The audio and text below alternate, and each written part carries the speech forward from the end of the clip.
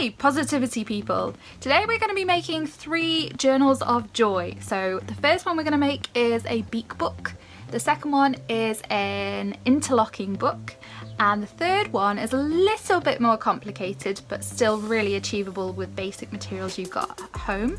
It's a simple stitched book that you do have the option to put a hard cover on if you wish. So let's get going. First up, we're going to make a beak book. So the first thing you need to do is fold your sheet of paper in half and then fold it again. Then open that up and fold the bottom up to reach the top.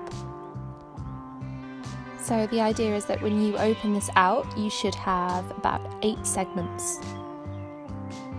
These will be the 8 pages.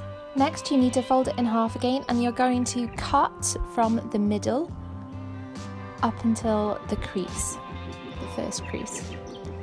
So when it opens out, it should look like this. It should be cut along those middle sections. And this cut will allow the booklet to fold up into a multi-page book made out of a single sheet. Our second project today is an interlocking book. So this is a multi-page booklet without glue or stitching that's made out of 2 single sheets. So to start this, you are going to take your first sheet of A4 paper and fold it in half. Then open it up, take a ruler, and you want to measure about 1 inch from either side of the paper along the middle crease and mark that. And then you're going to cut along where you've just marked, so cut this inch to make the first slots. Then take your second sheet of paper and fold it in half again like the previous one. And here you're going to do the opposite. So you're going to open it up and measure 1 inch from either side, but this time you're going to draw your line from one side to the other in the middle, leaving 1 inch on either side. And you're going to cut this slit out. So you can do it using scissors, but I'm going to use a cutting knife for this. So the next step is to take the first piece of paper that you cut, the one with the outside slits, and you need to roll it up in a tube. So you need to roll it up whilst it's unfolded. You roll it up into a tube and then allow it to unroll inside the other sheet of paper. So the slits that you made should interlock with the slits in the other sheet. And that's it. There you have it, your interlocking book. So this gives you 7 pages.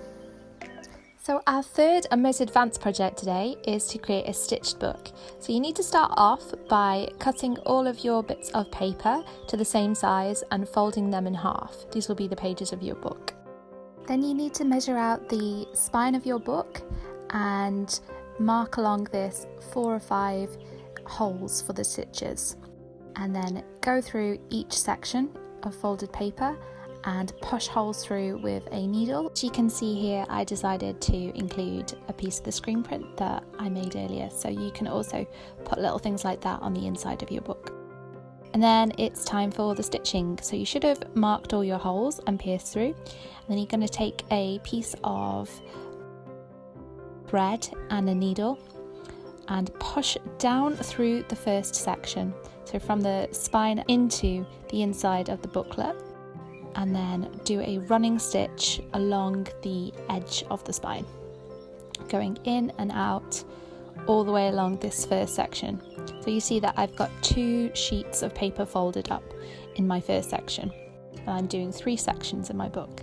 So to attach the next section, you continue from the other side. So here I'm starting from the bottom, and then you go through the inside and then pass your needle through the stitch that you made on the first section. So this should create an X where the stitches overlap. And then carry on threading this through. And on the next stitch you need to push that through the previous stitch of the first section and then back through to the middle and then out, and then again past that stitch through the stitch on the first section to create your X, and carry on doing this all the way until you get to the end of this section, and then you need to tie this on to the piece of thread that you left at the beginning, so the strand that you left when you started stitching. Tie that on in a knot. Make sure it's really tight because you need to get good tension on your sketchbook. And then once you've done that, carry on with the third section. So I'm running down the spine this time, back through the first hole, and then out through the next one, and then remember to pass that thread through the previous 2 stitches, the first 2 sections, to tighten that X where they interconnect, and then carry on pushing through, connecting each stitch as you go.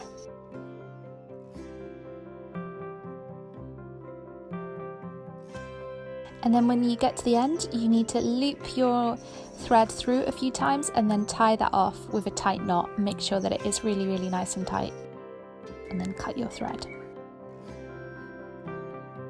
Okay, there you have it, your stitched booklet. Now, to make sure that that spine is extra tight, I'm going to squeeze it together, put a few binder clips on it, and then use a paintbrush to carefully glue a little bit along the spine, along the outer edge of the spine.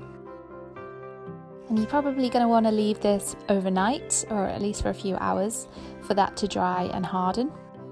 And then it's time to make the covers. So for mine, I'm doing some end covers, so I'm just using sugar paper. So I cut to the size of the book, and I'm gluing that, attaching the end papers directly to the first page of the booklet, and then using cardboard cut to the size of the cover to attach that to the end covers. So I've got cardboard cover, then a green end paper, and then my paper booklet. So wait for that to dry, and you can tidy up the edges by adding a little bit of tape if you like. I'm using some washi tape here to add a trim to the outer cover. And then wait for that to dry, and it's time to decorate the inside.